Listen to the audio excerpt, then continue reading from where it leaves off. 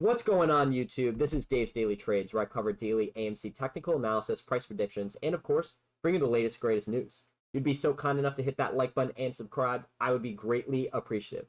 So, guys, quite the video I have lined up for today. In front of me, I have just about 3 or 4 pages of notes that I have, all on the June failure to deliver data. And of course, this is with AMC and the ETFs that heavily own AMC. So, really, really good stuff. Stick around to the end because that's when I'm going to cover all the data, put it into a prediction for August, and things are looking interesting. I'll say that for sure. All right, guys. So first, I want to start off this video because I've been seeing so many people saying that that 6.2 spike of 95% in the price was from shorts covering and short squeeze. Totally false, and actually the furthest thing from the truth. So the most likely explanation of that is a gamma squeeze. So that's because of the June 18th or June 17th, one of those dates, $40 calls where the open interest on that was just absolutely ridiculous. So guys, don't listen to bots and shills and other people all around the internet. Everyone's going to have their own idea of what's going on, and haters are going to hate, but really just listen to the DD, do your own research, and really try to understand what's going on here. Anyways, guys, June failure to delivers is out. Quite interesting. I do have on this chart right here, this is the AMC failure to delivers. Down below here, I do have a couple of dates that are important. In the middle here, I have ETF failure to delivers, and then of course how this correlates with the stock over here. So we're going to go through all of this today. Stay tuned until the end. Because there is just so much to go over. Anyways, guys, this failure to deliver data from June is just making me unbelievably bullish, especially for the end of July and early August, where I think things are going to get super, super interesting. Of course, guys, no specific dates, no timelines, because this, of course, is going to take some time to play out. But anyways, guys, this data, and we're going to go through it, of course, is showing that hedge funds are getting extremely desperate and going absolutely bananas with all of this failure to deliver and splitting it between AMC and IWM, which is the ETF that holds AMC. I believe it's like 8.8% of their holdings is AMC. Anyways, guys, so we're going to dig into what is a failure to deliver. This is taken right off of Investopedia from the keynotes. So a failure to deliver, or FTD as many say, refers to not being able to meet one's trading obligations. In the case of buyers, it means not having the cash. In the case of sellers, it means not having the goods, aka the actual shares. The obligations occur at trade settlement dates, and a failure to deliver can occur in derivative contracts through call options and put options, or when selling shorts naked, which of course has been going on, we can even say, for tens of years, guys. So a couple things to go over through the SEC failure to deliver definition. Some important notes there because there has been some confusion with all this data. So anyways, SEC's data on failure to delivers are net cumulative balance up to that corresponding trade date. These failure to delivers have no relationship to prior days failure to delivers, which means the age of failure to delivers can't be determined from just looking at the SEC data. So I know a lot of people are saying that this is a running total where every single day it adds on, but no, that's completely false. Failure to deliver is for its own certain day, and obviously is going to go up or down based on what happens on that day. Anyways, guys, let's jump into the failure to deliver data for June. So some interesting points to note.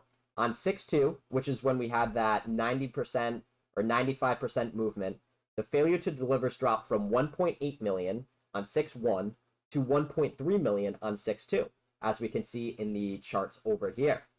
Anyways, guys, this confirms our previous thesis that this move up was not a short squeeze because it was only just about 500,000 shares difference from 6.1 to 6.2, which of course is not enough to really cause that mother of all short squeezes, or even just a baby squeeze, if we're being honest there. So, of course, it was those 618 calls at $40, which had the open interest of over 100,000, which is absolutely madness. So that move up was just simply the gamma squeeze because of all of those, that heavy open interest on those calls And the $40 call was actually the largest out of the money calls that were available at that time. So let's move on in the data here. On 6-3, we can see this absolutely insane failure to deliver spike here, guys. There was a dip to 1.3 million, and then from there, a huge increase to 5.4 million failure to delivers. What do we see here, and what can we kind of take away from here? Hedge funds were absolutely screwed here, guys, and they were bleeding. So they had to go crazy with these failure to delivers to suppress the price to avoid margin calls or forced liquidation. So that really, all the failure to delivers killed off the momentum, and of course, bots and shills and negative news articles came out and really just had to do something to suppress that price, or things for hedge funds would have gotten extremely, extremely ugly. And of course, if that didn't happen, guys, I think we would have seen multiple days of 90 to 100 or even a couple 100% upward movement, which of course would have destroyed multiple hedge funds that have short positions. All right, guys. Now moving on to mid-June.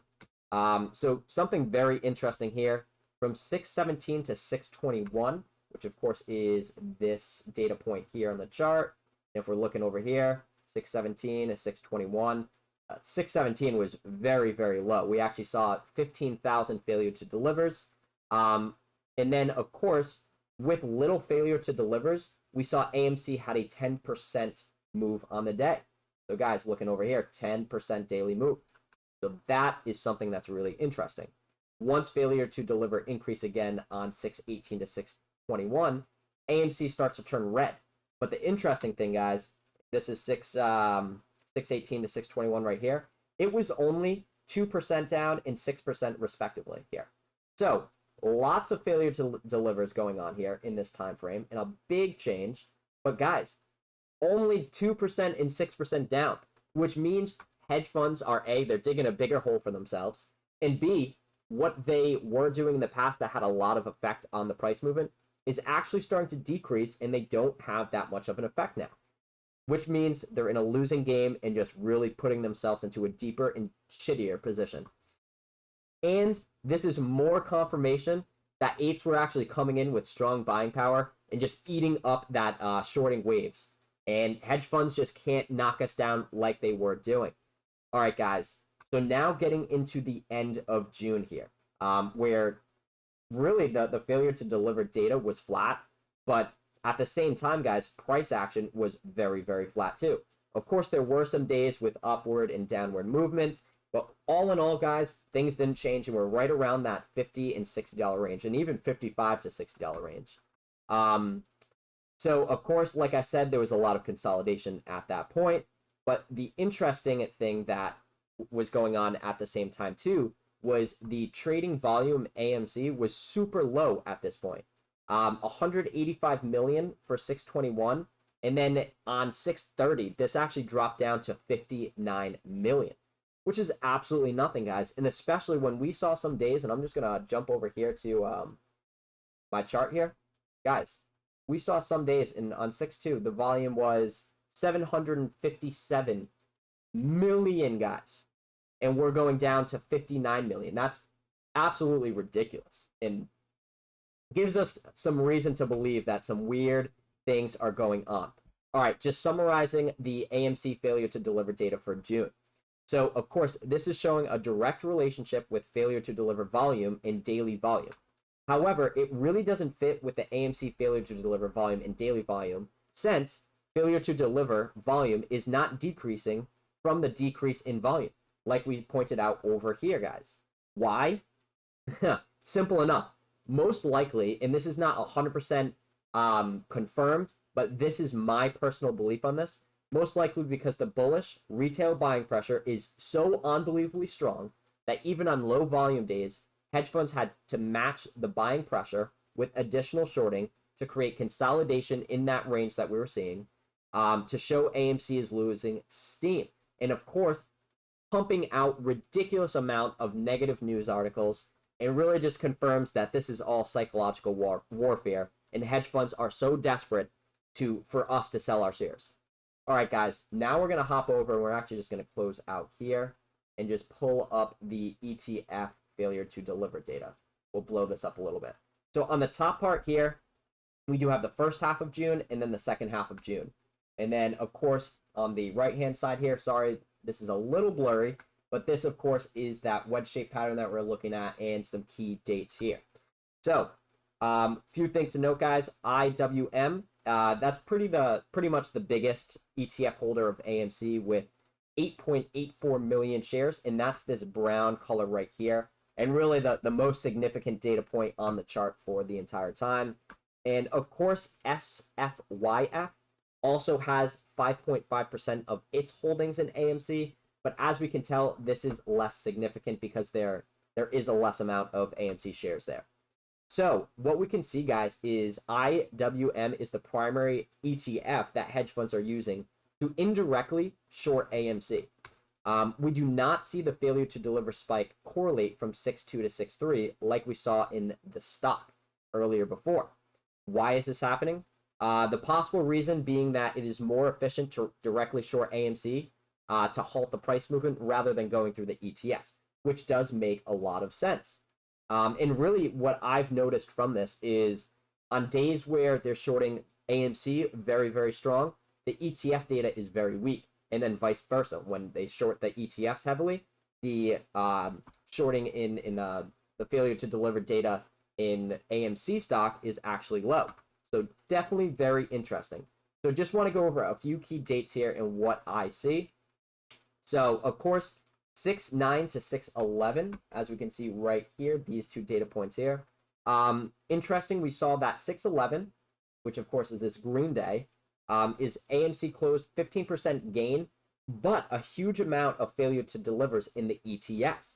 And then if we hop over to 6.21, we see an extremely high failure to deliver spike and negative 6% on the day. So very interesting. And of course, guys, definitely feel free to pause this video, take some screenshots, and look at the key dates over here compared to different charts here. But anyway, some key takeaway, guys. We can see that failure to deliver data and price action are inversely correlated, which means failure to deliver spikes lead to downward pressure and, of course, the opposite. In July, we had quite the downward pressure, and I'll just hop over here to July. This is the July 1st here, and really we've seen just about every single day besides 2 days of just straight selling. So this is giving me personal reasonable belief that the failure to deliver data for July when this comes out is going to be absolutely insane. So if we look back at 6.2, the failure to deliver for AMC was 1.8 million. And sorry, that was on 6.1 before the 6.2 run-up. So I personally believe that the failure to deliver data for July, once this comes out, is going to be much more, a lot more than 1.8 million failure to delivers. So what does this mean, guys? The next time AMC decides to run up, and looking at the technicals here, guys, we are looking very good. I'm not saying that this selling pressure is over, but once this MACD continues to kind of stay sideways, and this blue line up top here, we're going to have this crossover, and that is really what caused the latest spike to $72, leading to all-time highs. So things are looking really good for, I'm going to say August at this point, and that's really what the community has been talking about. But of course, no dates. But guys, once this failure to deliver data comes out, we're going to see that the failure to deliver for AMC is through the roof, which means the price action is going to be even more ridiculous than we saw here on June 2nd. So I believe that personally, this next spike is going to bring us into the hundreds. And I believe anywhere from like 125 to 175, but that's literally just a shot on the dark there, guys. And of course, this is going to put immense pressure on hedge funds to either A, suppress the price even more, or actually start to cover positions or even force liquidations because of these new rules and regulations that are going out. To sum this up, guys, more failure to delivers equals more shares for hedge funds to cover, which means higher prices for AMC. And guys, like we saw here, when we were at, we'll call it the end of May here. were at $14, and that was really the hard range to break out. We were at 1.8 million failure to delivers, and that brought us from $14 all the way to 72. Imagine what, even call it $35 with more failure to delivers, what that is going to bring us to, guys. And especially if we can see even more failure to delivers out there, it's going to be madness. It's going to be absolutely insane. All I'm hoping is that you guys are here to ride sorry guys, long video. I'm losing my train of thought here, but I just hope that you guys are here to ride this wave with me, because it's going to be absolutely massive. So guys, that's all for today's video. If I did provide any useful, helpful, or good information, hit that like button and subscribe for more content. All right, tune in for the next one, and hopefully you guys enjoy the rest of your weekend. Peace.